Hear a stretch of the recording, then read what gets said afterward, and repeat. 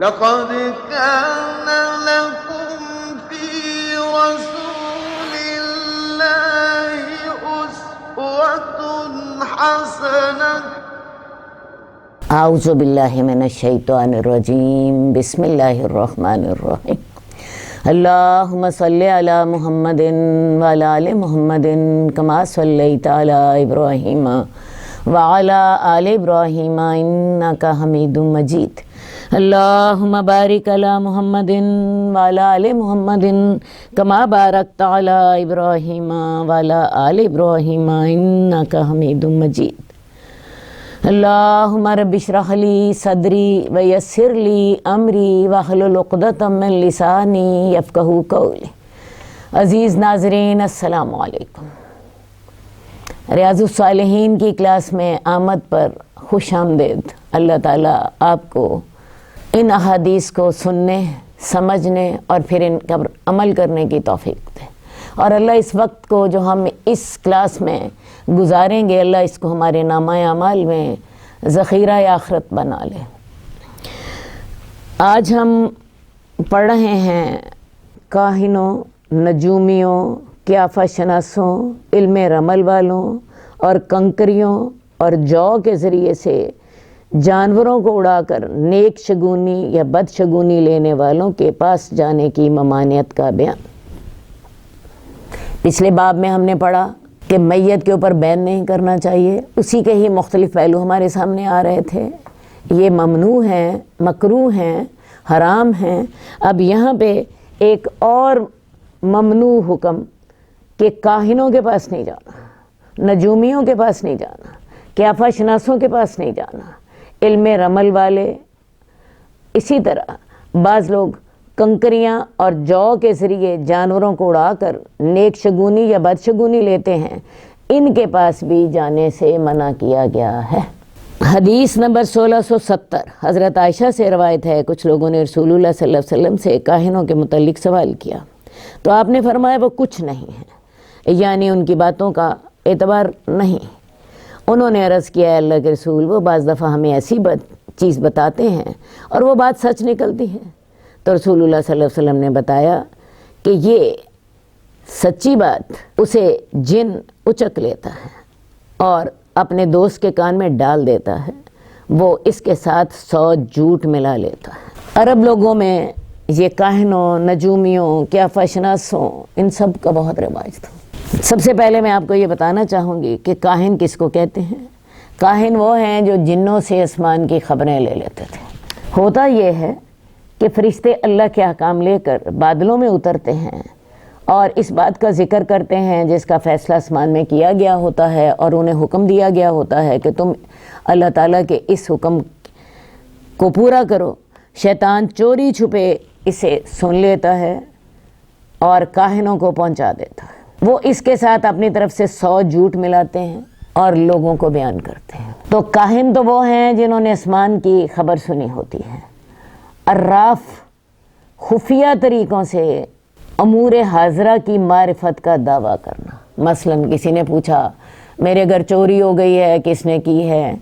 ہاں، میرا گمشدہ مال کدھر ہوگا؟ میرا بچہ اغوا ہو گیا ہے، کون لے گیا؟ تو ایسی چیزوں کے بارے میں خبر دینے والوں کو عراف کہتے ہیں۔ نجومی ایسے شخص کو کہتے ہیں جو کہ ستاروں کی چال سے آپ کو آپ کے مسئلے کا حل بتاتا ہے۔ ہاں جی، شادی کب ہوگی؟ میں ڈگری حاصل کر سکوں گا کہ نہیں؟ تو نجومی جو ہوتا ہے وہ ستاروں کی چال کو دیکھ کر آپ کے فیصلے کرتا ہے، پیشین گوئیاں کرتا ہے، غیب کی خبریں دیتا ہے۔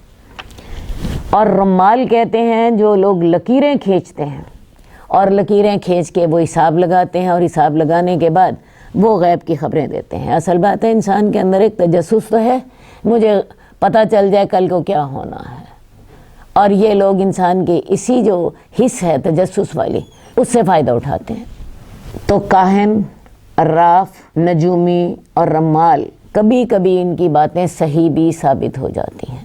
تو یہ اس بات کا ثبوت نہیں ہے کہ ان کو واقعی غیب کا علم ہوتا ہے، کبھی کوئی اتفاقیہ بات صحیح بھی ثابت ہو جاتی ہے، لیکن جو باتیں ان کی غلط ثابت ہوتی ہیں وہ لوگ انہیں بھول جاتے ہیں۔ اسی طرح بعض لوگ ایسا کرتے ہیں کہ پرندوں کو کنکری مارتے ہیں یا جو انہیں ڈالتے ہیں یا کوئی دانہ ڈالتے ہیں، اور دانہ ڈال کے وہ جب پرندے آ جاتے ہیں تو ان سے شگون لیتے ہیں۔ اگر تو پرندہ دائیں طرف اڑ جائے تو اس کو نیک شگون سمجھتے ہیں، اور اگر پرندہ بائیں طرف اڑ جائے تو اسے بد شگونی سمجھتے ہیں۔ یہ مطلب ہے کنکری مار کر یا جو وغیرہ ڈال کر بدشگونی لینا۔ پرندوں کو کنکری ماری، اگر تو دائیں طرف اڑ گیا تو نیک شگون لے لیا، بائیں طرف اڑ گیا تو بدشگونی لے لی۔ اسی طرح کوئی دانہ دن کا ڈالا، پرندے آ کے بیٹھ گئے، اس کے بعد جو اگر وہ دائیں طرف اڑے تو سمجھ لیا کہ جی میرے لیے نیک شگون ہے، اور اگر بائیں طرف اڑے تو سمجھ لیا کہ میرے لیے بدشگونی ہے۔ تو یہ ساری چیزیں حرام اور ممنوع ہیں۔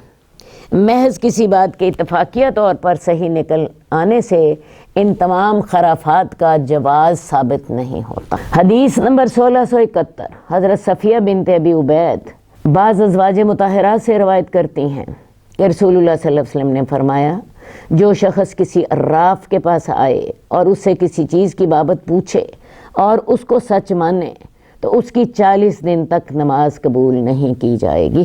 پچھلی حدیث میں تو میں نے آپ کو بتایا کہ یہ لوگ ہوتے کون ہیں۔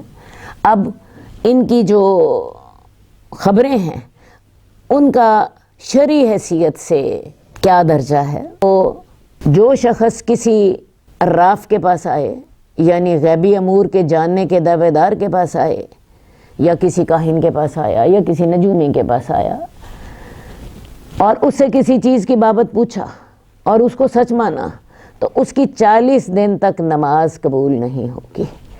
کیا سمجھ آئی کہ کاہنوں کے پاس، نجومیوں کے پاس آپ جاتے ہیں غیب کی خبریں معلوم کرنے کے لیے، یہ اتنا بڑا گناہ ہے کہ اس سے 40 دن کی نماز برباد ہو جاتی، اور یہ اس صورت میں ہے جب آپ نے اس کو سچا نہیں سمجھا۔ آپ صرف بعض اوقات صرف ایک اپنے تجسس کے لیے چلے جاتے ہیں، فلاں کیا کہتا ہے، آپ نے اس پہ یقین نہیں کرنا، آپ اپنا ہاتھ دکھانے چلے جاتے ہیں، آپ کسی کاہن کے پاس چلے جاتے ہیں، کوئی غیب کی خبریں بتاتا ہے اس کے پاس چلے جاتے ہیں، اور آپ اس کی باتوں پہ یقین نہیں کر رہے، صرف چلے جاتے ہیں۔ اس کے ساتھ 40 دن نماز قبول نہیں ہوتی۔ اور اگر آپ نے یقین کر لیا جو وہ کہتا ہے تو پھر اس کے بارے میں حدیث میں آتا ہے اس نے کفر کیا جو محمد پر نازل ہوا ہے صلی اللہ علیہ وسلم۔ اور یہ مسند احمد کی حدیث، اس نے رسول اللہ صلی اللہ علیہ وسلم پر جو نازل ہوا ہے اس کا انکار کیا۔ تو واضح الفاظ میں آپ کو بتاؤں، جو شخص جسٹ فار انجوائمنٹ، جی بعض اوقات ہمارے ہاں ایسے سٹال لگے ہوتے ہیں مینا بازار وغیرہ میں جہاں پہ غیب کی خبریں بتائی جا رہی ہوتی ہیں یا ہاتھ دکھایا جا رہا ہوتا ہے، تو جو شخص وہاں پہ جسٹ فار انجوائمنٹ چلا گیا، اسے پتہ ہے میں نے ان باتوں پہ یقین نہیں کرنا، میں ذرا دیکھوں تو صحیح فلاں کہتا کیا ہے، تو 40 دن تک نماز قبول نہیں ہوتی۔ اور اگر یقین کر لیا تو اس نے رسول اللہ صلی اللہ علیہ وسلم کی پر نازل شدہ تعلیمات کا انکار کیا۔ اب سوال پیدا ہوتا ہے یہ اتنی سختی کیوں، یہ اتنا بڑا گناہ کیوں ہے؟ وجہ یہ ہے کہ عالم الغیب صرف اللہ ہے، عندہ مفاتح الغیب لا یعلمها الا هو، اللہ کے پاس غیب کی چابیاں، انہیں اللہ کے سوا کوئی بھی نہیں جانتا۔ غیب کا علم اللہ تعالیٰ نے اپنے علاوہ کسی اور کو نہیں دیا، اپنے انبیاء تک کو نہیں دیا۔ تو اگر کوئی شخص علم نجوم کے ساتھ آسمان سے خبریں سن کے، جنوں کے ذریعے یا اپنے کیافوں کے ذریعے، یا اس نے ذائچے بنا لیے اور علم غیب کا دعویٰ کرتا ہے، تو وہ پھر اللہ کے علم غیب میں شریک ہونے کا دعویٰ کرتا ہے، اور یہ ہمارا عقیدے کا معاملہ ہے۔ ہم نے اللہ کی صفات میں شرک کیا، لہٰذا شریعت اس معاملے میں بہت حساس، شریعت اس معاملے میں حساس۔ اسی طرح جو بدشگونی کا معاملہ ہے، کسی شخص نے یہ بدشگونی لے لی کہ جی میں کسی کاروبار کے لیے جا رہا ہوں، میں نے کوئی نیا کاروبار شروع کرنا ہے، نئی جاب شروع کرنی ہے، کوئی نیا رشتہ کرنا ہے، اور راستے میں کالی بلی راستہ کٹ گئی، اس نے بدشگونی لے لی، اور بدشگونی لے کے اس نے اپنا کام ختم کر دیا، اس نے کہا میں نہیں جاتا۔ اس کا مطلب یہ ہے کہ آپ نے قادر مطلق اللہ کو تو نہ سمجھا، آپ نے تو قادر مطلق اس کالی بلی کو سمجھ لیا جو آپ کا راستہ کاٹ گئی تھی، اور آپ نے سوچا اب میرا کام نہیں صحیح ہوگا۔ تو لہٰذا ان چیزوں کا معاملہ عقیدے کے ساتھ ہے، قادر مطلق اللہ کی ذات ہے۔ آپ کے دیوار پر کوا بول رہا ہے اور آپ سوچ رہے ہیں جی آج تو موت کی خبر آئے گی، اس کا مطلب یہ ہے کہ وہ کوا جو ہے وہ آپ کی موت کی خبر، موت کا سبب بننے والا ہے۔ یا وہ بلی جس نے آپ کا راستہ کاٹا تھا اب آپ کا کام نہیں ہوگا۔ تو یہ چیزیں ہمارے عقیدے سے تعلق رکھتی ہیں۔ حدیث نمبر 1673 حضرت عبداللہ بن عباس سے روایت ہے، رسول اللہ صلی اللہ علیہ وسلم نے فرمایا جس نے علم نجوم کا کچھ حصہ حاصل کیا تو اس نے جادو کا ایک حصہ حاصل کیا۔ اس حساب سے جتنا زیادہ علم نجوم سیکھا اس نے اتنا زیادہ جادو کا علم سیکھا۔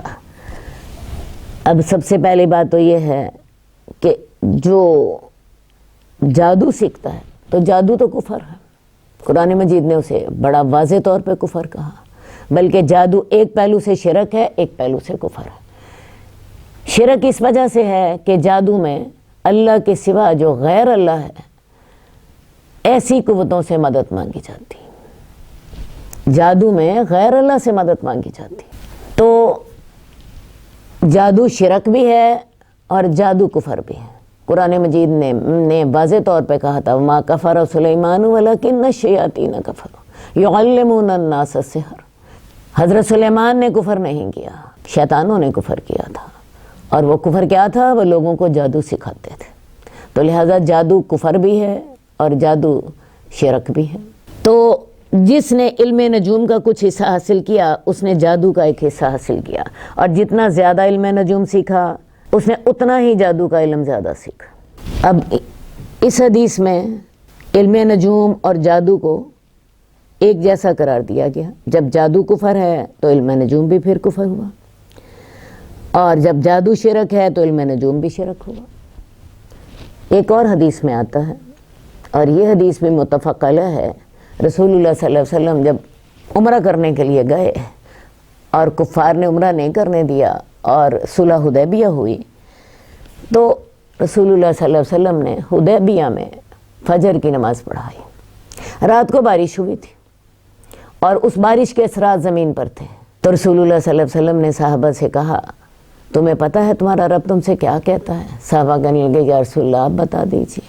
آپ نے فرمایا تمہارا رب یہ کہتا ہے کہ آج کی صبح کچھ لوگوں نے اس حال میں صبح کی کہ وہ اللہ پر ایمان لاتے تھے اور ستاروں کا کفر کرتے تھے، اور کچھ لوگوں نے اس حال میں صبح کی کہ وہ ستاروں پر ایمان لاتے تھے اور اللہ پر کفر کرتے تھے۔ رسول اللہ صلی اللہ علیہ وسلم نے اس کی وضاحت اس طرح کی کہ جس شخص نے کہا کہ یہ بارش اللہ نے برسائی ہے وہ اللہ پر ایمان لایا اور اس نے ستاروں کا انکار کیا، اور جس نے یہ کہا کہ یہ بارش ستاروں کی وجہ سے ہوئی ہے اس نے اللہ کا کفر کیا اور ستاروں پر ایمان لایا۔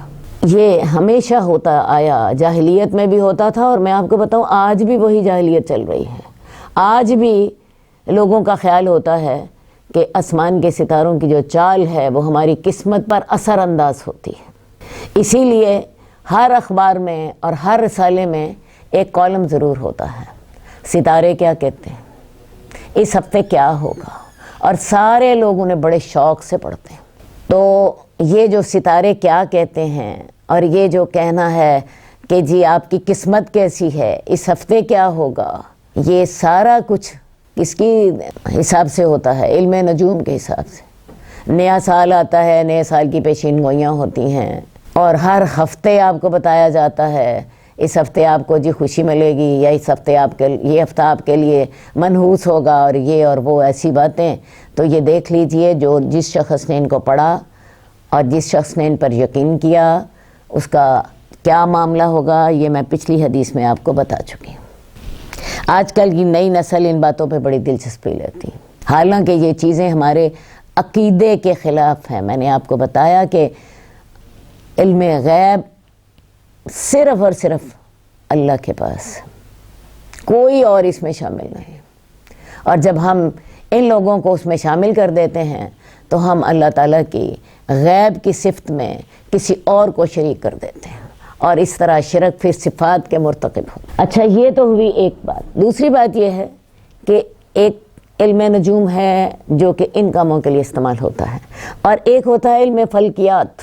علم فلکیات فرق چیز ہے۔ علم فلکیات کی مدد سے سورج اور چاند کے طلوع اور غروب کا پتہ لگایا جاتا ہے۔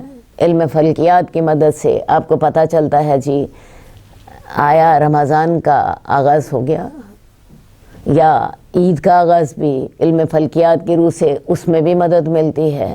تو یہ علم جائز ہے، یہ علم جائز ہے۔ لیکن علم نجوم سے اگر علم غیب کی باتوں کا پتہ چلایا جائے اور مستقبل میں رونما ہونے والے واقعات کی پیشین گوئی کی جائے اور اس کا تعلق ستاروں کی چالوں سے جوڑا جائے تو یہ خطرناک چیز ہے۔ حدیث نمبر 1675 حضرت ابو مسعود بدری سے روایت ہے، رسول اللہ صلی اللہ علیہ وسلم نے کتے کی قیمت، بدکار عورت کی کمائی اور کاہن کے نذرانے سے منع فرمایا ہے۔ کتے کی قیمت سے منع فرمانے کا مطلب کیا ہے کہ کتے کی خرید و فروخت حرام ہے۔ کتا ایک نجس اور ناپاک جانور ہے جو اتنا ناپاک ہوتا ہے کہ اس کا لعاب دہن اگر کسی برتن میں لگ جائے، کسی برتن میں وہ کھا لے، تو اس برتن کو ہمیں 8 دفعہ دھونے کا حکم ہے۔ پہلی دفعہ اسے مٹی سے مانجا جائے اور 7 دفعہ اسے پانی سے دھویا جائے، تب جا کے اس کی نجاست ختم ہوتی ہے۔ تو کتے کی خرید و فروخت حرام ہے۔ بعض علماء کے نزدیک یہ حکم عام ہے جس میں ہر قسم کے کتے شامل ہیں، لیکن بعض علماء کا کہنا یہ ہے کہ یہ عام کتوں کے بارے میں ہے۔ جہاں تک شکاری کتے کا یا چوکیداری کے لیے کتے کا معاملہ ہے وہ رکھنے بھی جائز ہیں اور ان کی خرید و فروخت بھی جائز ہے۔ اسی طرح بدکار عورت، ایک طوائف جو کماتی ہے، اس کی کمائی بھی حرام ہے۔ ظاہر عصمت فروشی جب حرام ہے، زنا کبیرہ گناہ ہے، اور ان عورتوں کی وجہ سے معاشرے میں زنا پنپتا اور پھولتا ہے، تو ان کی کمائی کیسے جائز ہوگی؟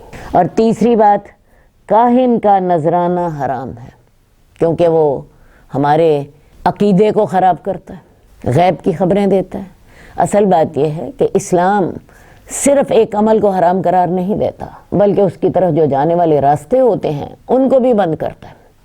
کتے کو جب نجس جانور کہا، ناپاک جانور کہا، کتے کی خرید و فروخت حرام کر دی۔ اسی طرح زنا کو حرام کیا تو زنا کی کمائی بھی حرام ہو گئی۔ اسی طرح علم نجوم کو یا غیب دانی کی جو کوششیں ہیں ان کو جب حرام کہا تو جو لوگ اس کام میں شامل ہیں ان کے پیشے کو بھی اور ان کی کمائی کو بھی حرام قرار دیا۔ دینے والا بھی حرام کرے گا اور لینے والا بھی حرام کرے گا۔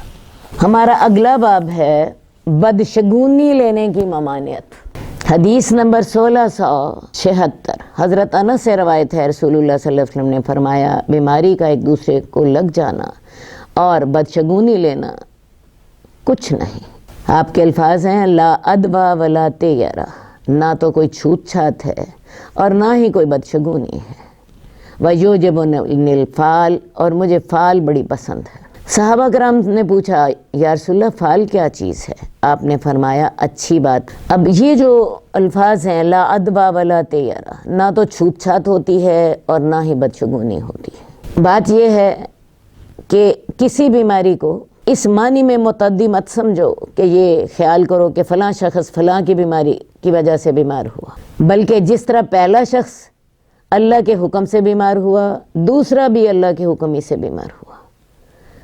یعنی بیماریاں جو متعدی سمجھی جاتی ہیں اس میں ان کے متعدی ہونے کا انکار نہیں ہے، بلکہ ان میں عقیدے کی تصحیح کی گئی ہے کہ کسی کو صحت ہوتی ہے یا بیماری ہوتی ہے اللہ کے حکم سے ہوتی ہے۔ ورنہ اگر بیماریاں متعدی ہوں تو آپ دیکھیں، ہم عام طور پہ ایک جملہ سنتے ہیں، جی آج کل کووڈ پھیلا ہوا ہے، یا آج کل فلاں وائرس جو وائرل بہت وہ وائرل ہے جی۔ تو اگر تو وہ واقعی کووڈ پھیلا ہوا ہے، بیماری متعدی ہے، سب کو کیوں نہیں لگتی؟ یہ کیا بات ہے کہ کچھ لوگوں کو لگ جاتی ہے کچھ کو نہیں لگتی؟ فلو وائرل ہوا ہے، فلو گھر کے سارے بندوں کو تو نہیں لگتا، کسی کو لگتا ہے کسی کو نہیں لگتا۔ جہاں اللہ کا حکم ہوتا ہے لگ جاتا ہے، جہاں اللہ کا حکم نہیں ہوتا نہیں لگتا۔ تو اصل بات ساری یہ ہے، ہوتا سب کچھ اللہ کے حکم سے ہے۔ آپ بیماریوں میں احتیاط بھی کرو۔ رسول اللہ صلی اللہ علیہ وسلم نے ایک کوڑی کے بارے میں حکم دیا تھا، وہ آپ کے پاس بیعت کے لیے آنا چاہتا تھا، آپ نے اسے پیغام بھیجا تم ہمارے پاس نہ آؤ، ہم نے تمہاری بیعت کر لی۔ لیکن دوسری طرف ہمیں حدیث میں ایک اور پیغام بھی ملتا ہے، آپ نے کوڑی کے ساتھ بیٹھ کے کھانا کھایا۔ تو اصل بات ہے دونوں حدیثیں اپنی اپنی جگہ پہ درست ہیں۔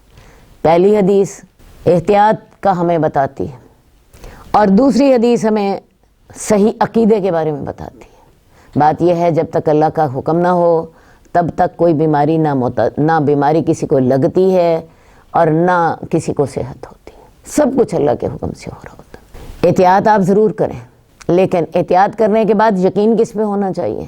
اللہ پر۔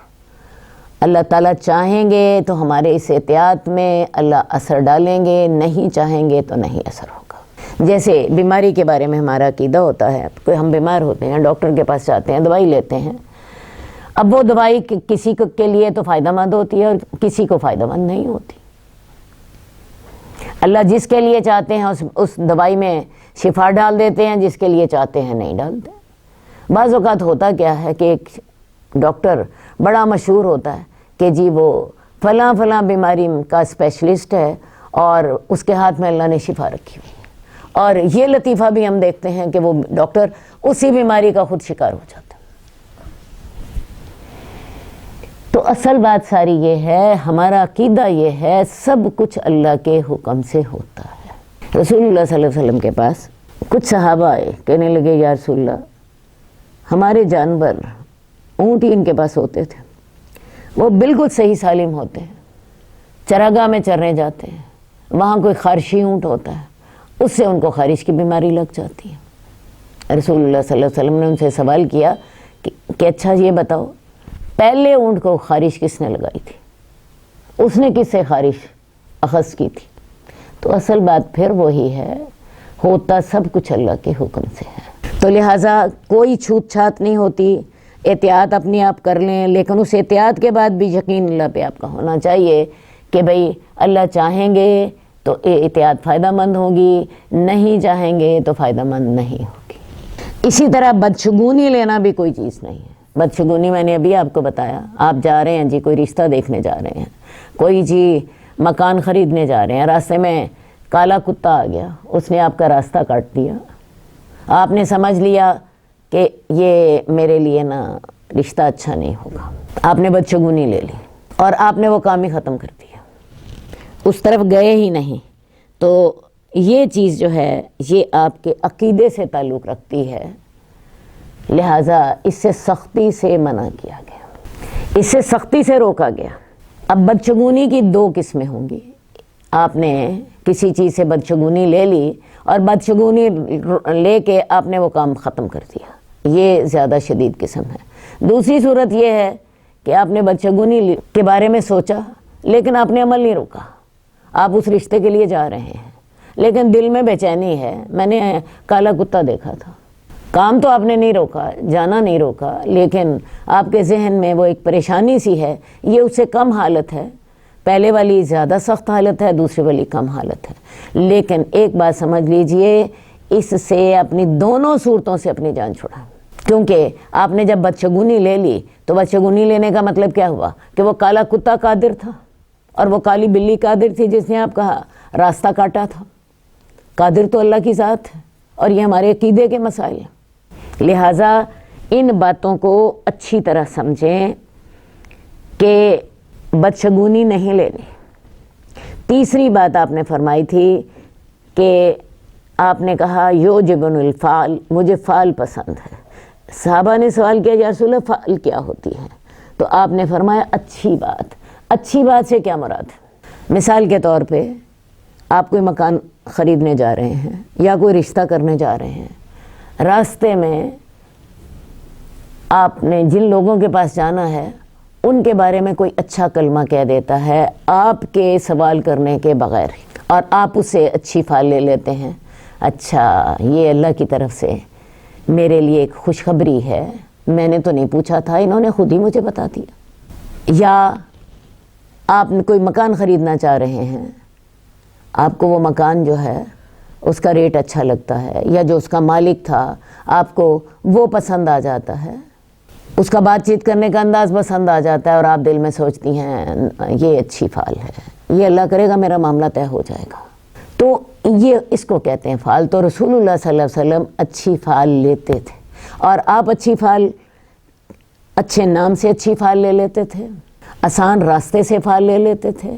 اب صلح حدیبیہ میں جب حضرت عثمان کو بھیجا گیا صلح کرنے کے لیے، اور یہ خبر مشہور ہو گئی کہ حضرت عثمان کو شہید کر دیا گیا ہے، تو 2-3 لوگ بھیجے کفار نے، آخر میں بھیجا سہیل بن عمر کو۔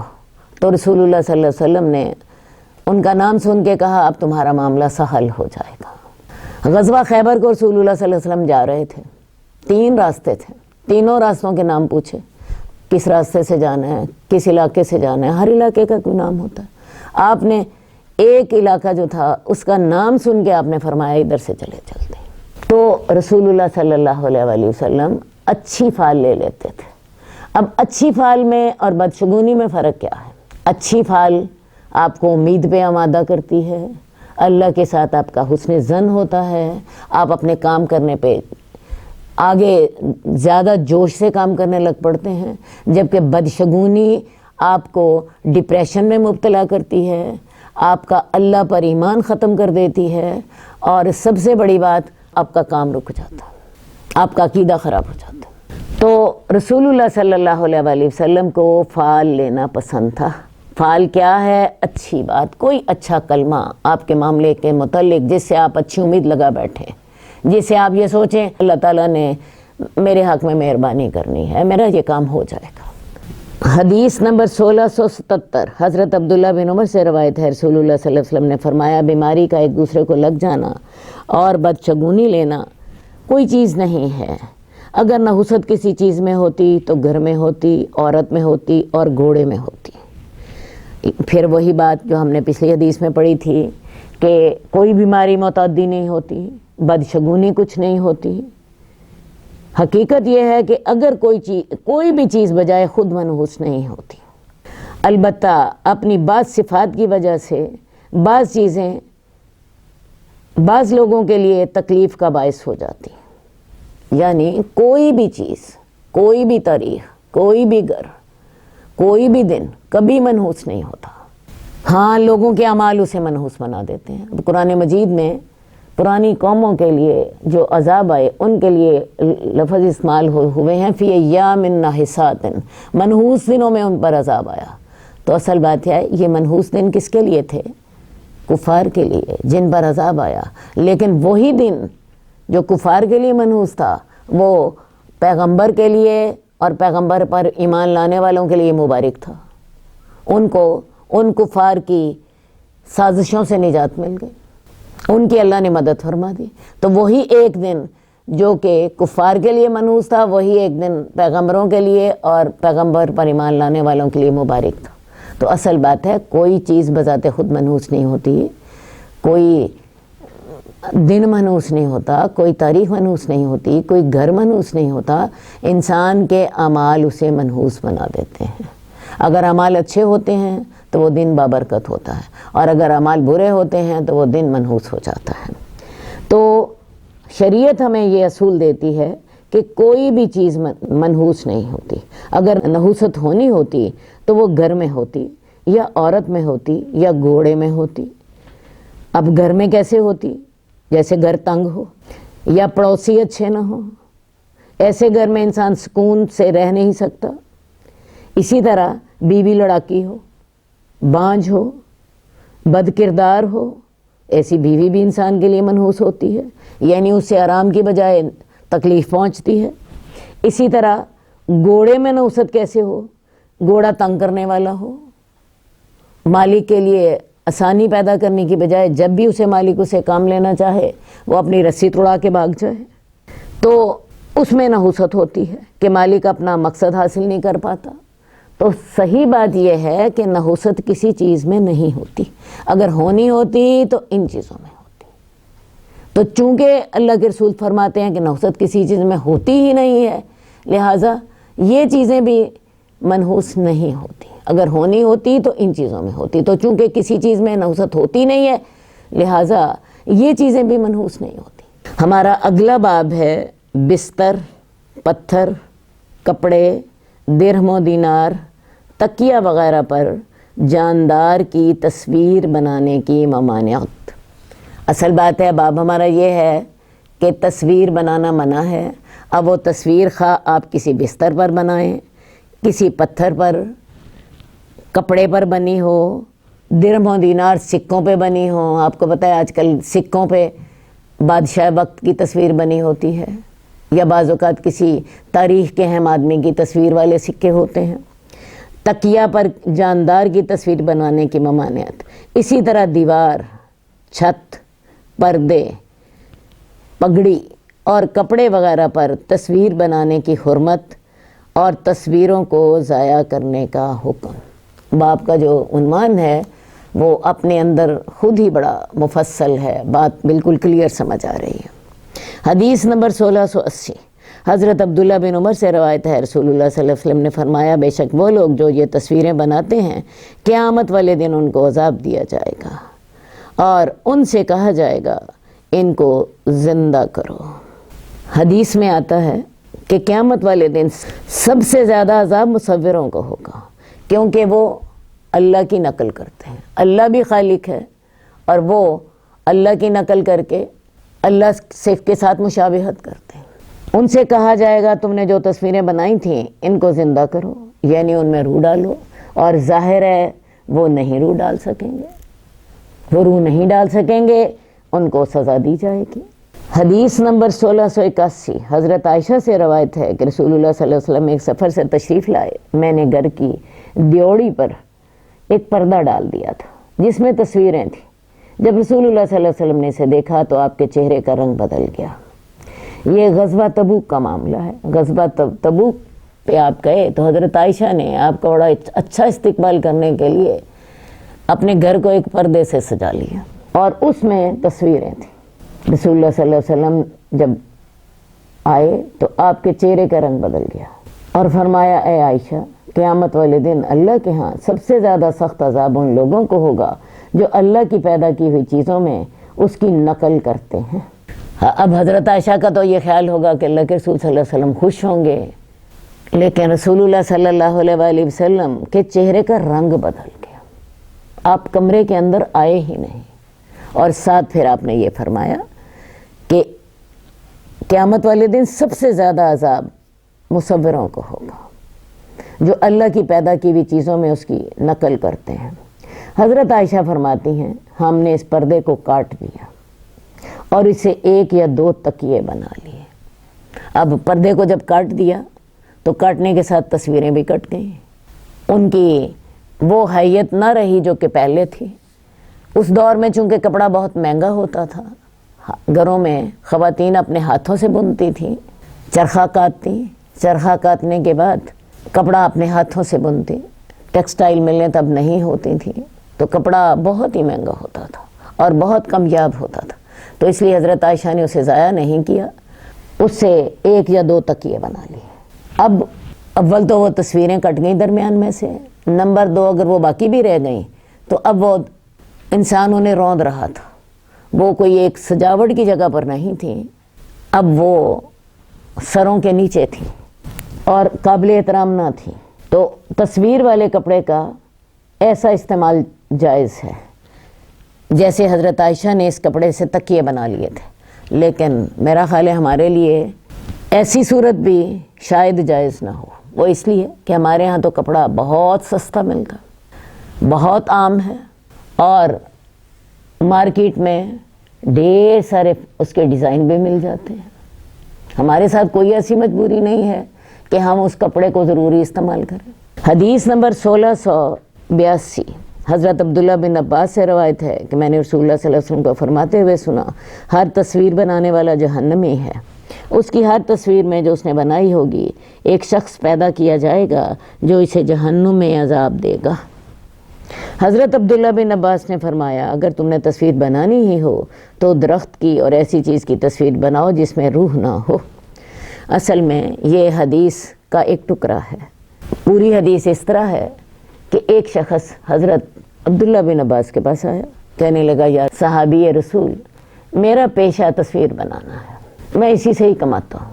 تو حضرت عبداللہ بن عباس نے اسے یہ بتایا کہ ہر تصویر بنانے والا جہنمی ہے، اور اس کی ہر تصویر کے بدلے میں جو اس نے بنائی ہوگی ایک شخص پیدا کیا جائے گا جو اسے جہنم میں عذاب دے گا۔ جتنے لوگوں کی تصویریں بنائیں اتنے لوگ پیدا ہوں گے اور وہ اس کو جہنم میں عذاب دیں گے، یعنی جتنی تعداد میں تصویریں بنائی ہوں گی اسی حساب سے اسے عذاب ہوگا، جتنی زیادہ تصویریں اتنا زیادہ عذاب۔ اس میں شادیوں اور جلسوں وغیرہ کی ویڈیو فلمیں بنانے والوں کے لیے سخت وعید ہے کہ وہ بیک وقت سینکڑوں، ہزاروں اور بعض دفعہ لاکھوں آدمیوں کی تصویریں بنا لیتے ہیں۔ اگر وہ اس کاروبار کو حرام سمجھتے ہیں اور صرف سستی کی وجہ سے بناتے رہتے ہیں تو اس کی سخت اور نہایت سخت سزا ان کو جہنم میں بھگتنی پڑے گی، اور اگر وہ اس کو حلال سمجھتے ہوئے کریں گے حالانکہ وہ جانتے ہیں کہ اسلام میں یہ حرام ہے، تو پھر وہ اپنے اس عمل کی وجہ سے دائرہ اسلام سے خارج ہوں گے۔ جو لوگ یہ سمجھتے ہیں کہ یہ وعید صرف ان لوگوں کے لیے ہے جو ہاتھ سے تصویر بناتے ہیں یا مجسمے تراشتے ہیں اور کیمرے کی تصویر نہیں ہے بلکہ اس کا عکس ہے، تو ایسا سمجھنا بالکل غلط ہے۔ تصویر ہاتھ سے بنائی ہو یا کیمرے اور ویڈیو کے ذریعے تو وہ تصویر ہی ہے، اور اس کا بنانے اور بنوانے والا جہنم کی وعید کا مستحق ہے۔ اب یہ حضرت عبداللہ بن عباس نے اسے بتایا، اور حدیث میں آتا ہے کہ اس شخص کا چہرہ زرد ہو گیا۔ تو پھر حضرت عبداللہ بن عباس نے اسے کہا کہ اگر تم نے ضرور تصویریں بنانی ہی ہیں تو پھر بے جان چیزوں کی تصویریں بنا لو، درخت کی بنا لو، ایسی چیز کی تصویر بناؤ جس میں روح نہ ہو۔ آج کل تصویر بنانا بڑا عام ہو گیا ہے، نہایت سستا اور نہایت آسان۔ ہر موبائل میں کیمرہ ہوتا ہے جس سے ویڈیو تصویر بھی ایک لمحے میں، بلکہ ایک لمحے سے کم وقت میں بھی بن جاتی ہے۔ لیکن کیا برائی کی کثرت سے برائی جائز ہو جاتی ہے؟ قطعاً نہیں۔ اور سوچنے کی بات یہ ہے کہ برائیاں اتنی عام اور اتنی آسان ہو گئی ہیں، مثلاً موسیقی، مثلاً تصویر بنانا، مثلاً فحش گانے، مثلاً فحش ڈانس، کیا عام ہو جانے کی وجہ سے یہ جائز ہو جائیں گے؟ نہیں، جائز قطعاً نہیں ہوں گے، گناہ گناہ ہی رہے گا۔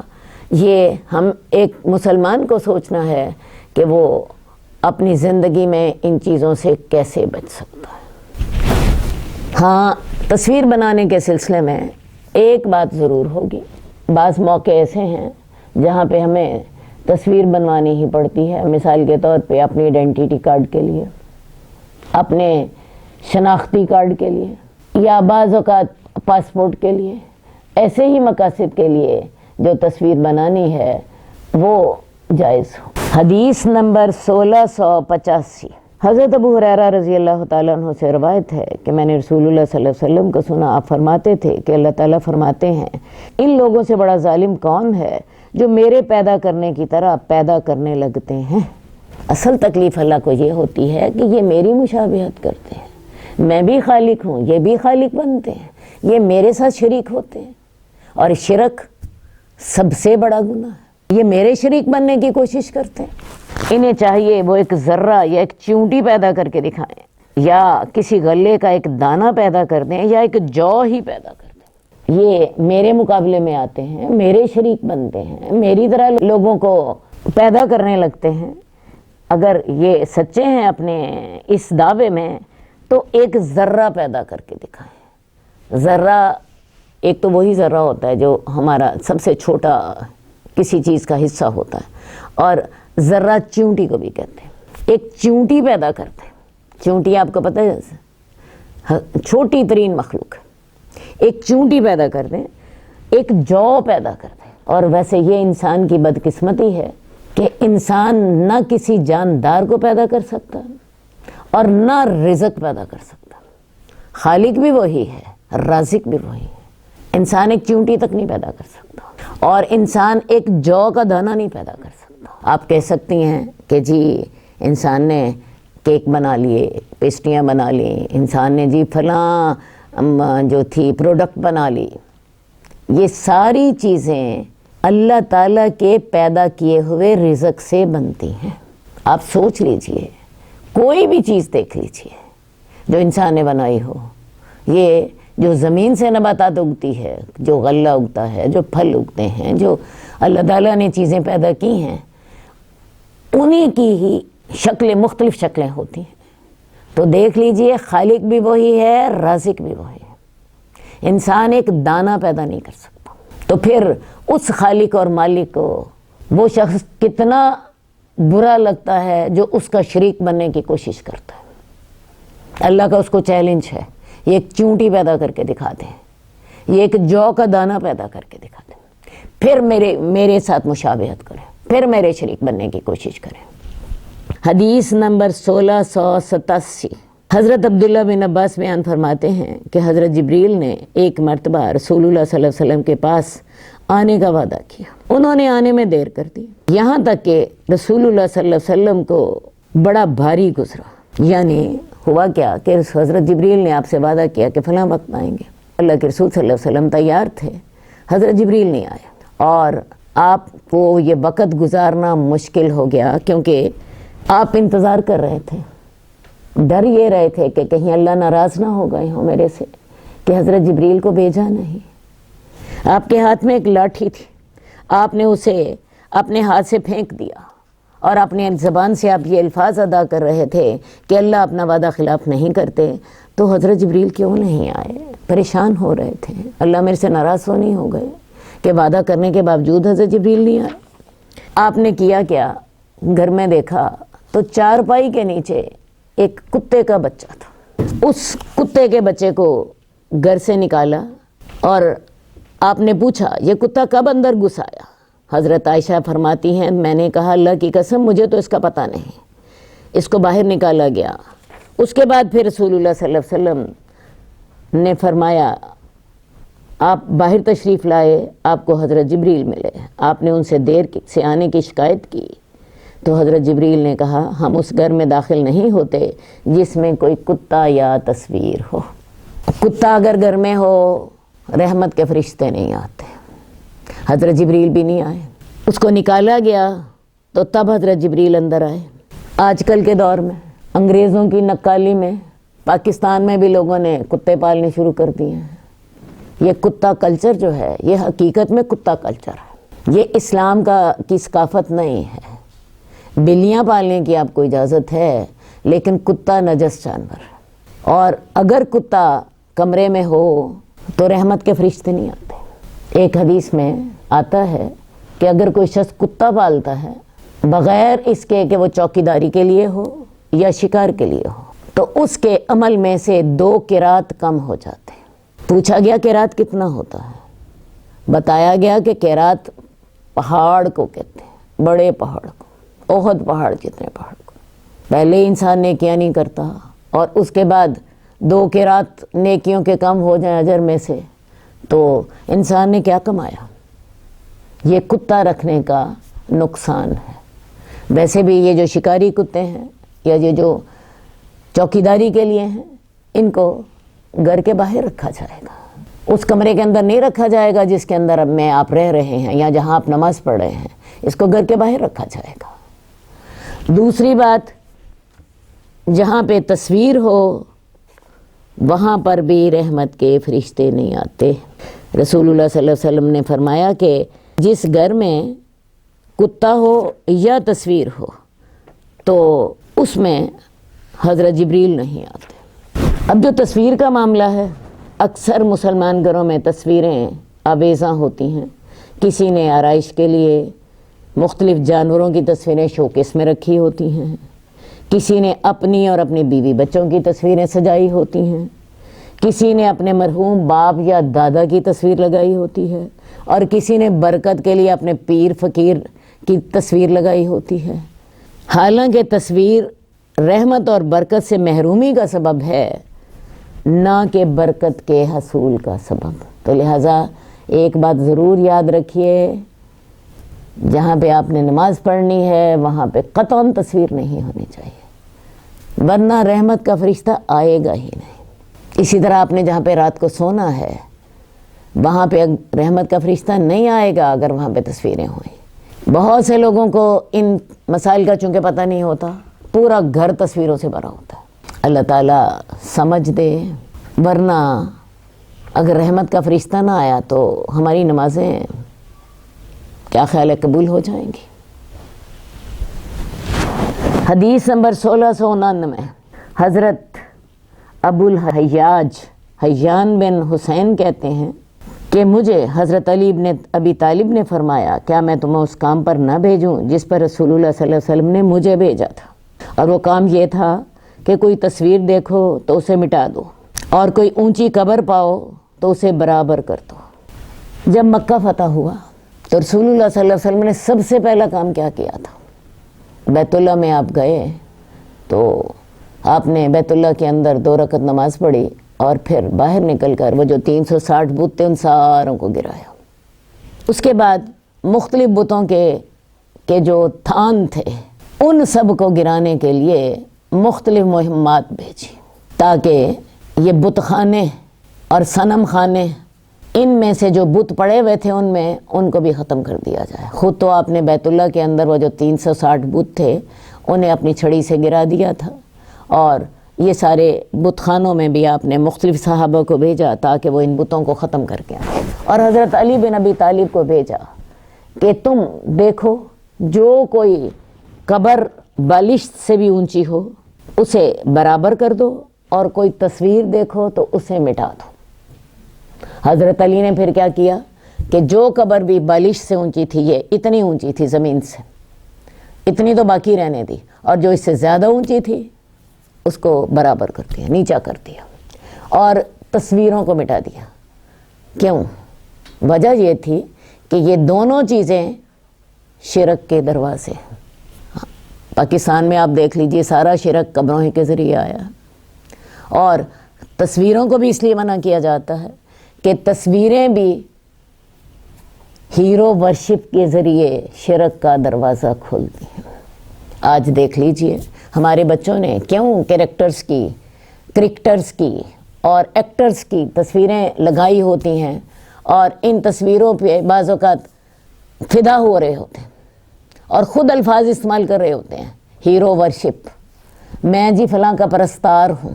اب یہ جو پرستار کا لفظ ہے، پرستار تو انسان صرف اپنے رب کا ہوتا، تو یہ تصویریں بھی اور قبریں بھی یہ شرک کے دروازے کھولتی ہیں۔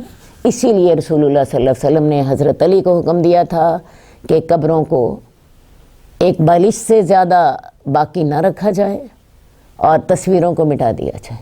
اب یہ ہمارے ہاں قبروں کے بھی اتنے بڑے مزار بنے ہوئے ہیں اور تصویریں بھی عام ہیں۔ اللہ تعالی ہم مسلمانوں کو ہدایت دے۔ مسلمان حکمران کی یہ ذمہ داری ہے، جیسے رسول اللہ صلی اللہ علیہ وسلم نے مکہ فتح کرنے کے بعد یہ کام بڑی اہمیت سے کیا کہ یہاں نہ تصویر سازی کی اجازت ہونی چاہیے اور نہ ہی قبریں پختہ کرنے کی۔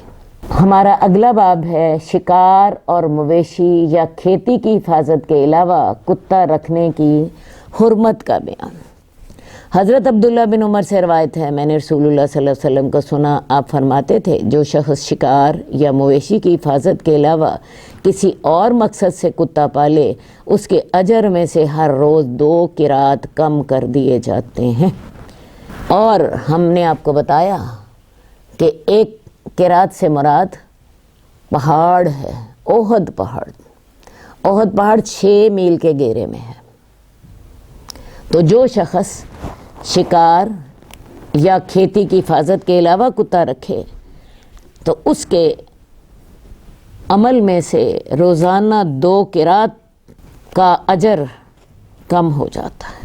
اونٹ یا دیگر جانوروں کی گردن میں گھنٹی لٹکانے اور سفر میں کتے اور گھنٹی کو ساتھ رکھنے کی کراہت کا بیان۔ یعنی جب کوئی قافلہ سفر کر رہا ہو، اور آپ کو پتہ ہے کہ اس دور میں اونٹوں پر ہی سفر کیا جاتا تھا، تو اونٹ یا گھوڑا جس کے ساتھ آپ سفر کر رہے ہیں ان کی گردن میں گھنٹی نہ لٹکائی جائے، اور سفر میں کتے اور گھنٹی کو ساتھ رکھنا مکروہ ہوگا۔ یہ ہے ہمارے باب کا مفہوم۔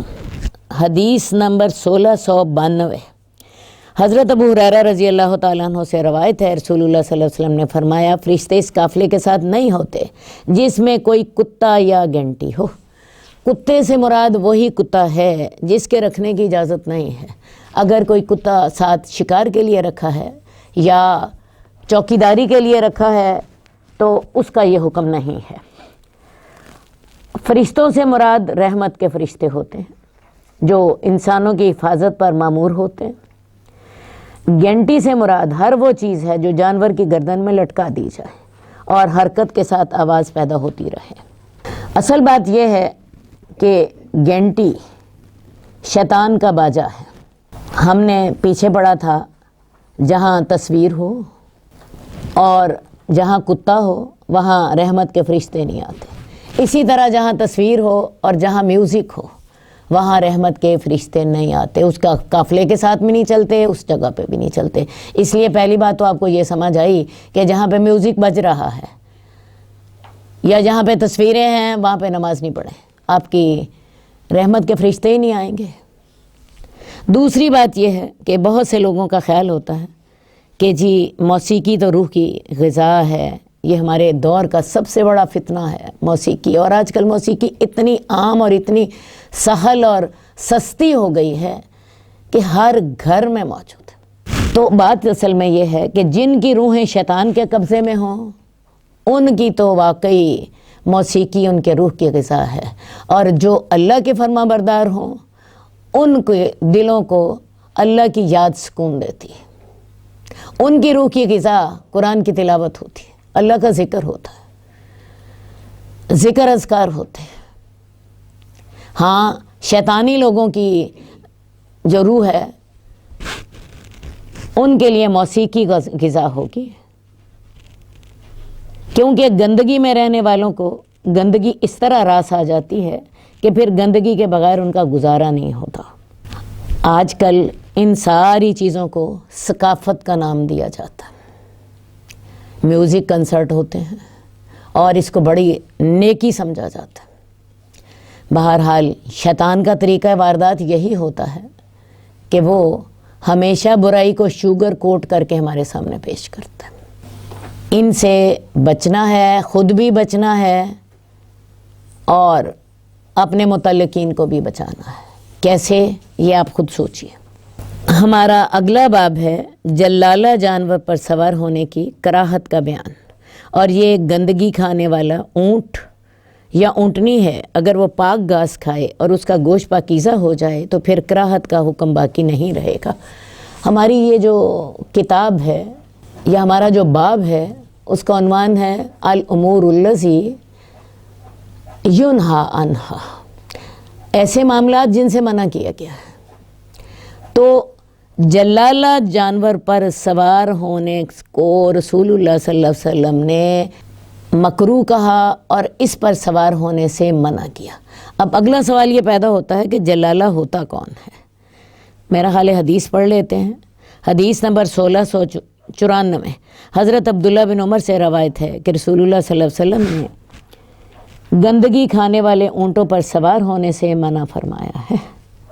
جلالہ وہ جانور ہوتا ہے جس کی عام خوراک گندگی ہو، انسان کا بول و براز ہو۔ جب وہ یہ زیادہ کھانے لگ جاتا ہے تو پھر اس کے جسم سے بھی بدبو آنے لگ جاتی ہے، اور وہ گندگی ان کے جسم کا حصہ بن جاتی ہے۔ ایسے جانوروں پر سوار ہونے کو رسول اللہ صلی اللہ علیہ وسلم نے ناپسند کیا۔ جب ان پر سوار ہونے کو ناپسند کیا تو پھر ظاہر ہے ان کا گوشت کھانا بھی مکروہ ہوگا۔ خنزیر بہت ناپاک جانور ہے، حرام ہے تو ہے ہی ہے۔ اس کے علاوہ بھی خنزیر بہت ناپاک جانور ہے، اور اس کی وجہ کیا ہے؟ اس کی وجہ یہ ہے کہ خنزیر اپنی گندگی خود کھا جاتا ہے۔ آج کل جن جگہوں پہ خنزیر کو پالا جاتا ہے وہاں پہ انہوں نے ایسا سسٹم لگایا ہوتا ہے کہ جو ہی خنزیر اپنی گندگی اپنا فضلہ خارج کرے فوراً پانی کا ریلا آتا ہے اور اسے بھا کے لے جاتا ہے۔ کیونکہ خنزیر کرتا کیا ہے، اپنی ہی گندگی خود کھا لیتا ہے، اور اسی لیے خنزیر کے جسم سے انتہائی بدبو ہوتی ہے، ناپاک بھی ہوتا ہے اور بدبودار بھی ہوتا ہے۔ شریعت نے اسی لیے اس کو حرام ترین جانور رکھا۔ تو لہٰذا جو جانور بول و براز کھا لے، انسانی فضلہ کھا لے، اور اس کی خوراک ہی یہ ہو کہ اس کے جسم کا حصہ بن جائے، تو ایسے جانوروں پر سوار ہونے سے بھی رسول اللہ صلی اللہ علیہ وسلم نے منع فرمایا۔ گوشت کھانا تو بڑی دور کی بات ہے، لیکن اگر وہ اکثر پاک خوراک کھاتے ہوں، مثلاً چارہ کھاتے ہوں، کبھی کبھار انہوں نے فضلہ کھا لیا، جیسے آپ نے مرغی کو دیکھا ہوگا، مرغی بھی کبھی کبھار انسان کا فضلہ کھا لیتی ہے، لیکن کبھی کبھار کھاتی ہے، اس کی ہمیشہ خوراک نہیں ہوتی، اس کو شریعت نے حلال رکھا ہے۔ اور وجہ کیا ہے ان سارے احکامات کی؟ الطہور شطر الایمان، پاکیزگی ایمان کا حصہ ہے۔ اگر کوئی جانور تھوڑا بہت کبھی کبھار اس نے فضلہ کھا لیا تو گندگی ان کے جسم کا حصہ نہیں بنتی، اس لیے ان جانوروں کو کھانا جائز ہوگا۔ ہمارا اگلا باب ہے مسجد میں تھوکنے کی ممانعت، اور تھوک پڑا ہو تو اسے دور کرنے اور دیگر گندگیوں سے مسجد کو پاک رکھنے کا حکم۔ مسجد اللہ کا گھر ہے اور اس کو پاک صاف ہونا چاہیے، اور یہ اتنا اہم حکم ہے کہ اللہ تعالیٰ نے یہ حکم حضرت ابراہیم کو دیا تھا، ان طہر بیتی للطائفین والعاکفین والرکع السجود، میرے گھر کو طواف کرنے والوں کے لیے، قیام کرنے والوں کے لیے، رکوع کرنے والوں کے لیے پاک اور صاف رکھنا۔ اور ہم دیکھتے ہیں اسی حکم کی بنا پر بیت اللہ اتنا پاک اور صاف ہوتا ہے کہ ہمارے گھر بھی اتنے صاف ستھرے نہیں ہوتے، حالانکہ وہاں پہ روزانہ لاکھوں لوگ آتے ہیں، اس کے باوجود اس کی صفائی ستھرائی کا بہت زیادہ اہتمام کیا جاتا ہے۔ بہرحال آئیے حدیث نمبر 1696، حضرت عائشہ سے روایت ہے رسول اللہ صلی اللہ علیہ وسلم نے مسجد کے قبلے والی دیوار پر بلغم یا تھوک دیکھی تو اسے کھرچ کر صاف کر دیا۔ راوی کو شک ہے کہ وہ گندگی ناک کی تھی یا منہ کی، جو بھی تھی وہ خشک تھی، رسول اللہ صلی اللہ علیہ وسلم نے اسے خود ہی کھرچ کر یا رگڑ کر صاف کر دیا اور اپنی امت کو صفائی کی تلقین کی۔ تو مسجدوں کو ہمیشہ صاف ستھرا رکھیں، وہاں کوئی تنکا بھی پڑا ہو تو اسے اٹھا دیں، کیونکہ مسجدوں کی صفائی اتنا عظیم الشان کام ہے کہ اس کے لیے رسول اللہ صلی اللہ علیہ وسلم نے خلیل اللہ حضرت ابراہیم علیہ السلام کو حکم دیا، اس کے لیے حضرت اسماعیل کو اور حضرت ابراہیم دونوں کو حکم دیا، اور یہ سورہ بقرہ میں حضرت ابراہیم اور حضرت اسماعیل دونوں کے لیے الفاظ ہیں، ان طہر بیتی، تم دونوں نے میرے گھر کو پاک رکھنا ہے، طواف کرنے والوں کے لیے، اعتکاف کرنے والوں کے لیے، رکوع کرنے والوں کے لیے اور سجدہ کرنے والوں کے لیے۔ تو لہٰذا مسجدوں کی پاکیزگی کا بہت زیادہ خیال رکھا جائے، اگر کوئی گندگی ہے تو اس کو خود صاف کر دیں۔ ہمیں ایک حدیث ملتی ہے رسول اللہ صلی اللہ علیہ وسلم نے کسی صحابی کو امام بنایا اور اس کو صرف اس لیے ہٹا دیا کہ انہوں نے مسجد میں تھوکا تھا۔ تو مسجد میں تھوکنا یا کسی بھی قسم کی گندگی پھیلانا ایک مسلمان کا کام نہیں ہے، بلکہ اگر ہے تو رسول اللہ صلی اللہ علیہ وسلم نے جیسے اس کو کھرچ کر صاف کر دیا اپنے ہاتھ سے، اس طرح اس کو صاف کرتے ہیں۔ حدیث نمبر 1697، حضرت انس سے روایت ہے رسول اللہ صلی اللہ علیہ وسلم نے فرمایا، میں یہ مسجدیں پیشاب اور گندگی کے لائق نہیں ہیں، یہ تو اللہ کے ذکر کے لیے ہیں اور تلاوت قرآن پاک کے لیے ہیں۔ رسول اللہ صلی اللہ علیہ وسلم نے یہ بات اس وقت ارشاد فرمائی تھی جب ایک دیہاتی نے مسجد نبوی میں پیشاب کر دیا، صحابہ اسے روکنے کے لیے بھاگے، رسول اللہ صلی اللہ علیہ وسلم نے حکم دیا اس کو نہ روکو، کیونکہ اس نے پیشاب کرنا ہی شروع کر دیا تھا۔ اگر اب اسے روکتے تو وہ چاروں طرف گھبرا کے کنفیوز ہو کے چاروں طرف اس اپنے پیشاب کو پھیلاتا رہتا۔ تو رسول اللہ صلی اللہ علیہ وسلم نے اس کو صحابہ کو روک دیا کہ اس کو نہ روکو۔ جب اس نے پیشاب کر لیا تو آپ نے پھر ایک پانی کا ڈول منگوایا اور اس کے اوپر بہا دیا، اور اس کے بعد پھر آپ نے اس دیہاتی کو اپنے پاس بلایا اور اس کو سمجھایا کہ یہ مسجدیں پیشاب کرنے کے لیے نہیں ہیں اور گندگی کے لیے نہیں ہیں، یہ تو اللہ کے ذکر اور تلاوت کے لیے۔ اس کے بعد پھر وہ اس دیہاتی نے کبھی دوبارہ ایسا کام نہیں کیا۔ تو رسول اللہ صلی اللہ علیہ وآلہ وسلم کا سمجھانے کا طریقہ بڑا خوبصورت ہوتا تھا، بڑے تحمل کے ساتھ اور بڑے اطمینان کے ساتھ آپ نے اس کو سمجھایا اور مسجد کو پانی کے ساتھ پاک بھی کر دیا۔ مسجد میں جھگڑا کرنے، آواز بلند کرنے، گمشدہ چیز کا اعلان کرنے اور خرید و فروخت اور کرائے مزدوری وغیرہ کے معاملات کرنے کی ممانعت۔ حدیث نمبر 1698 حضرت ابو ہریرہ سے روایت ہے، انہوں نے رسول اللہ صلی اللہ علیہ وسلم کو فرماتے ہوئے سنا کہ جو شخص کسی آدمی کو مسجد میں گمشدہ چیز کا اعلان کرتے ہوئے سنے تو اسے چاہیے کہ وہ کہے اللہ تجھ پر یہ چیز نہ لوٹائے، کیونکہ مسجدیں ان کاموں کے لیے نہیں بنی۔ اصل بات یہ ہے مساجد تو اللہ کا گھر ہے اور اللہ کی عبادت کے لیے ہیں، تو ان میں دنیاوی معاملات جو ہیں وہ طے نہیں کرنے چاہیے۔ ہاں مسلمانوں کی فلاح و بہبود کے کام ہو سکتے ہیں، کوئی شخص وہاں پہ اگر یہ اعلان کرے کہ جی میرا اونٹ گم ہو گیا ہے، حدیث میں آتا ہے کہ ایک صحابی نے وہاں پہ اعلان کر دیا کہ میرا سرخ اونٹ گم ہو گیا ہے، کسی کو پتہ ہے تو مجھے بتائیے، ٹھیک ہے۔ تو رسول اللہ صلی اللہ علیہ وسلم نے اس بات کو ناپسند کیا اور آپ نے کہا کہ اگر کوئی ایسا اعلان کرے تو اسے کہہ دو اللہ تیری چیز نہ تجھے لوٹائے۔ تو مساجد کاروبار کے لیے نہیں ہے، مساجد انسانوں کی اجتماعی فلاح و بہبود کے لیے ہیں، عبادت کے لیے ہیں۔ اس میں آپ یہ اعلان تو کر سکتے ہیں کہ فلاں وقت پہ نماز جنازہ ہوگی، یا فلاں شخص جو ہے فلاں بچہ گم گیا ہے، اس کی کسی نے اس کو دیکھا ہو تو وہ مسجد میں پہنچا دے، کیونکہ ان کا تعلق اجتماعی فلاح و بہبود سے ہے۔ ہاں کاروباری معاملات ہوں، کوئی آپ نے سودا کرنا ہے، شور مچانا ہے، یہ چیزیں منع ہیں، یہ چیزیں منع ہیں۔ مساجد میں تعلیمی مراکز قائم کیے جا سکتے ہیں، جیسے رسول اللہ صلی اللہ علیہ وآلہ وسلم نے اصحاب صفہ کو تعلیم دینے کے لیے ایک جگہ مخصوص کی ہوئی تھی۔ اسی طرح مساجد میں رسول اللہ صلی اللہ علیہ وسلم نے عدالت بھی لگائی ہے، فیصلے بھی کیے ہیں۔ مساجد میں جنگی کھیل بھی کھیلے جاتے تھے، حدیث سے ہمیں پتہ چلتا ہے رسول اللہ صلی اللہ علیہ وسلم نے حضرت عائشہ کو عید کے دن حبشی ایک جنگی کھیل کھیل رہے تھے خود دکھایا تھا۔ اسی طرح رسول اللہ صلی اللہ علیہ وسلم نے مساجد کو، خاص طور پہ مسجد نبوی کو، علاج خانے کے طور پر بھی استعمال کیا ہے، ہسپتال کے طور پر استعمال کیا ہے۔ حضرت سعد بن معاذ کا خیمہ رسول اللہ صلی اللہ علیہ وسلم نے مسجد نبوی میں لگوا لیا تھا۔ مسجد نبوی میں کو آپ نے مہمان خانے کے طور پر بھی استعمال کیا ہے۔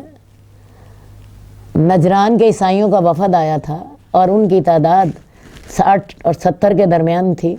ان تمام لوگوں کو رسول اللہ صلی اللہ علیہ وسلم نے مسجد نبوی میں ٹھہرایا تھا، اور نہ صرف ٹھہرایا تھا بلکہ ان کو اپنے طریقے کے مطابق عبادت کی اجازت بھی تھی مسجد نبوی کے اندر۔